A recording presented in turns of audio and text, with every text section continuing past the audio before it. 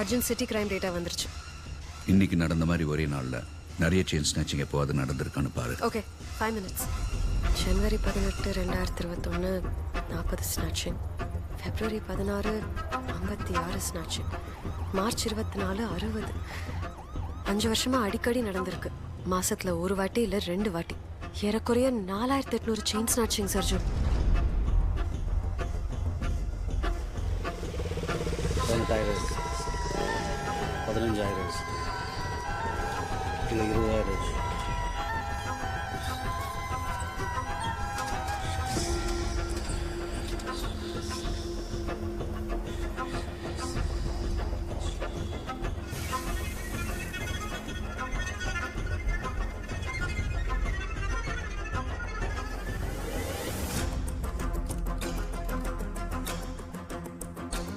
Sofia, chain snatching நடந்த நாளையெல்லாம் black டேஸ்ட்னு வச்சுக்குவோம்.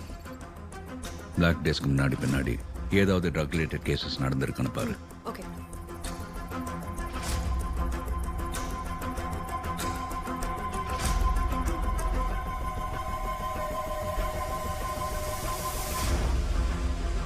Arjun, black டேஸ்க்கு முன்னாடி இல்ல பின்னாடி 1300 போதை மருந்து சம்பந்தமான கேசஸ் ரெக்கார்ட் ஆயிருக்கு. அது மட்டும் இல்ல 55 மர்டர் கேசஸ் வேற.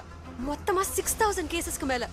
உடனே அந்த 55 மர்டர் கேஸ் ரெஜிஸ்டர் ஆகிற பிஎஸ்க்கு ஃபோன் பண்ணி அதுலேயும் பைக் சம்மந்தப்பட்டிருக்கான்னு கேளு.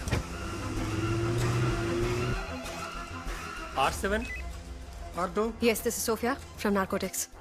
ஜெகன், அந்த எஃப்ஐஆர் ஃபைல் எடுங்க.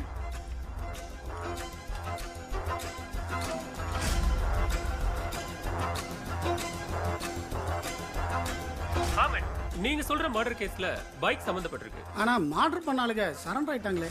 அஜ், பைக்ஸ் நிறைய கேசஸ்ல சம்மந்தப்பட்டிருக்கு. ஆனா எல்லா கேஸ்லயும் மர்டர் பண்ண ஆளுங்க சரண்டர் ஆயிருக்காங்களாம்.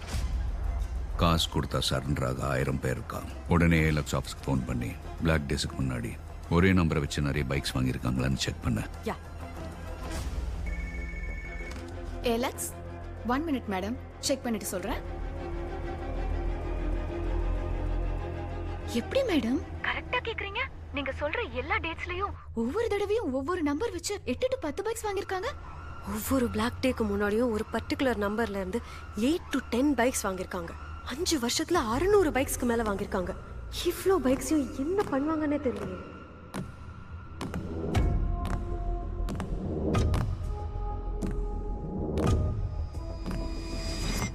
சோஃபியா, வாட் இஃப் இந்த எல்லா கிரைமையும் ஒரே கேங் பண்ணியிருந்தா அந்த கேங் எப்பேற்பட்ட கேங்கா இருக்கும்? யோசிக்கவே பயமா இருக்கு அர்ஜுன்.